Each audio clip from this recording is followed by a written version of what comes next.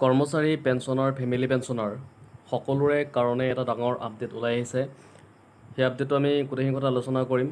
যিহেতু অষ্টম বেতন আয়োগক লৈ পেলাই বহুতো কৰ্মচাৰী হ'ব পাৰে, পেঞ্চনাৰ হ'ব পাৰে, ফেমিলি পেঞ্চনাৰ হ'ব পাৰে, তেওঁলোকে অধীৰ আগ্ৰহেৰে কথাখিনি বাট চাই আছে কেতিয়ালৈকে তেওঁলোকৰ নতুন এটা আপডেট আহিব বা কিমান দিন টকা তেওঁলোকৰ দৰমহা বৃদ্ধি হ'ব পাৰে, সেইখিনিলৈকে তেওঁলোকৰ এটা চিন্তিত হৈ আছে বৰ্তমান। এই মুহূৰ্তত এটা খবৰ আহিছে, খবৰটো 18/6/2025 তাৰিখত। আৰু এই যিখন আপোনালোকে এখন চিঠি দেখা পাইছে, ইয়াতে চিঠিখন অকণমান দীঘলীয়া হয়, আমি গোটেইখিনি কথা চাম। ইয়াতে এই চিঠিখন আহিছে কৰ্মচাৰী পক্ষৰ, আপোনালোকে জানে শিৱ গোপাল মিশ্ৰ ডাঙৰীয়া, তেওঁ ছেক্ৰেটাৰী হয়। তেওঁ ইয়াতে চিঠি এখন লিখিছে আৰু চিঠিখন লিখিছে আপোনালোকে চাব পাৰে, the cabinet secretary government of India, ৰাষ্ট্ৰপতি ভৱন, তেওঁলোকে লিখিছে। আৰু ইয়াতে ছাবজেক্টটো যদি আপোনালোকে চায়, ছাবজেক্ট লিখিছে request for circulation of terms of references TOR of the 8th central pay commission CPC। গোটেইখিনি কথা আমি চাম, ইয়াতে কি কথা লিখিছে, গোটেইখিনি পইণ্টছ আমি ইয়াতে চাবলৈ চেষ্টা কৰিম, ফিগাৰ আউট কৰিম গোটেইখিনি কথা। আৰু আপোনালোকে এটা সৰু অনুৰোধ থাকিলে, যদি চেনেলত নতুনকৈ আহিছে তেতিয়াহ'লে চেনেলটো ছাবস্ক্ৰাইব কৰি ৰাখিব পাৰে, কাৰণ এনেকুৱা ধৰণৰ শেহতীয়া আপডেটবিলাক পাই থাকিবৰ কাৰণে। এতিয়া আমি এই গোটেইখিনি কথা আমি চাম। ইয়াতে যিখিনি কথা আছে সেইখিনি আমি অসমীয়াত ভালদৰে জানিবলৈ চেষ্টা কৰিম, কাৰণ গোটেইখিনি কথা যদি আমি ইংলিছতেই পঢ়িবলৈ চেষ্টা কৰোঁ তেতিয়াহ'লে ভিডিঅ'টো দীঘল হৈ যাব। সেইকাৰণে ইয়াৰে যিখিনি পইণ্টছ আছে, মেইন পইণ্টছখিনি সেইখিনি আমি ফিগাৰ আউট কৰিবলৈ চেষ্টা কৰিম। ইয়াৰে বিষয়টো হৈছে 8 CPCৰ ম্যাদ আৰু TORৰ প্ৰচাৰ। এতিয়া TOR বুলি ক'লে টাৰ্মছ অফ ৰেফাৰেঞ্চেছ। এতিয়া টাৰ্মছ অফ ৰেফাৰেঞ্চেছ মানেনো কি? সেইটো হৈছে টাৰ্মছ অফ ৰেফাৰেঞ্চৰ প্ৰধান উদ্দেশ্য হৈছে যে কেন্দ্ৰীয় চৰকাৰৰ কৰ্মচাৰী আৰু পেঞ্চনাৰসকলৰ বেতনৰ যিখিনি ভাঙনি থাকিব বা পেঞ্চনৰ গঠন বা তাত সম্পৰ্কিত যিবিলাক সুবিধা থাকিব, সেইবিলাক সংশোধনৰ বাবে পৰিকৰ কিছুমান থাকে। তাৰপিছত উদ্দেশ্য আৰু কাঠামো নিৰ্ধাৰণ কৰা হয়। আৰু ক'ব গ'লে কমিশ্যনৰ পৰামৰ্শসমূহ অৰ্থনৈতিক পৰিস্থিতি, মুদ্ৰাস্ফীতি বা বিত্তীয় সাৱধানতা আৰু কৰ্মচাৰীৰ দাবীৰ সৈতে সংগতিপূৰ্ণ হয়।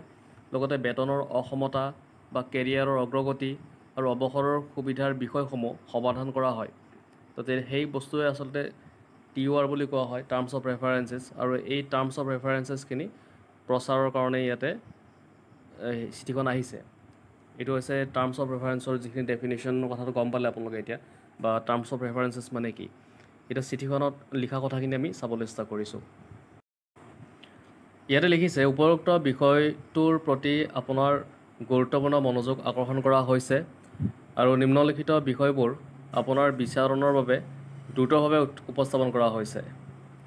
মই পাৰ্চনেল পাব্লিক গ্ৰিভেন্স আৰু পেঞ্চন মন্ত্ৰালয় DOPTৰ চিঠি অনুযায়ী অষ্টম কেন্দ্ৰীয় পে কমিশ্যন CPCৰ ম্যাদ আৰু TORৰ প্ৰচাৰ কৰা হৈছে, আৰু সেই অনুযায়ী ভাৰত চৰকাৰে অষ্টম CPCৰ TORৰ বাবে ছাজেশ্যন আৰু মতামত সংগ্ৰহ কৰিছে। জইণ্ট কনচালটেটিভ মেকানিজিম JCMৰ পক্ষে DOPTৰ জাতীয় পৰিষদত আমি আমাৰ মতামত আৰু ছাজেশ্যন প্ৰকাশ কৰিছোঁ।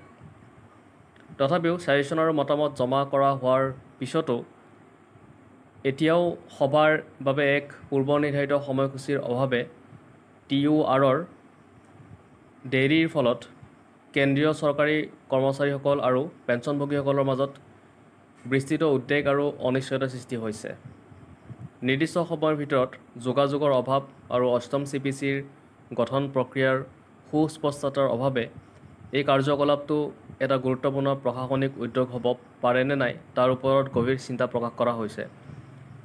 এই বিষয়ে গুৰুত্বপূৰ্ণ উল্লেখ কৰা হৈছে যে কেন্দ্ৰীয় চৰকাৰী পেঞ্চনভোগীসকলৰ পে নিৰ্ধাৰণ আৰু সামাজিক নিৰাপত্তাৰ বাবে বিশেষজ্ঞ মতামতৰ অভাৱে এটা বৃত্ত অসন্তোষ দেখা দিছে।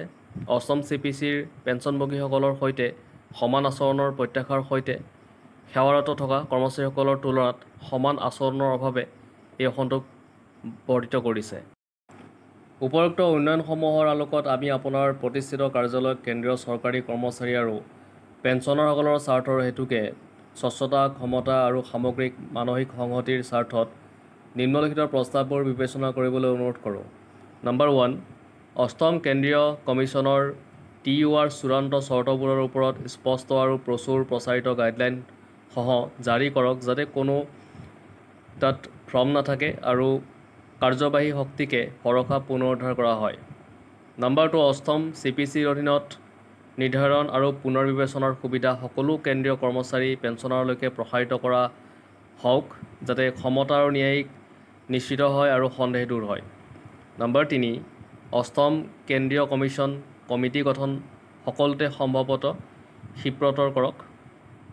আমি বিশ্বাস কৰোঁ যে আপোনাৰ ভাল কাৰ্যালয়ে উল্লেখিত বিষয়ৰ ওপৰত আৰু সংবেদনশীলতাৰ প্ৰতি স্বীকৃতি দিব আৰু এই বিষয়ত এক সহানুভূতিশীল আৰু বিচাৰবোধৰ বিবেচনা কৰি সিদ্ধান্ত গ্ৰহণ কৰিব। আপোনালোকে দেখিলে এইখিনি কথা আচলতে ওলাই আহিছিলে মেইন কথাখিনি আমি আলোচনা কৰিলোঁ TOR সম্পৰ্কত আৰু যিখন চিঠি আহিছিলে সেইখন আহিছিলে JCMৰ ছেক্ৰেটাৰী শিৱগোপাল মিশ্ৰ ডাঙৰীয়াৰ ফালৰ পৰা আহিছিলে আৰু কালৈকে পঠিয়াইছিলে সেইখিনি কথাও আমি আলোচনা কৰিছোঁ। যদি ভিডিঅ'টো ভাল লাগিছে লাইক শ্বেয়াৰ ছাবস্ক্ৰাইব কৰি দিব।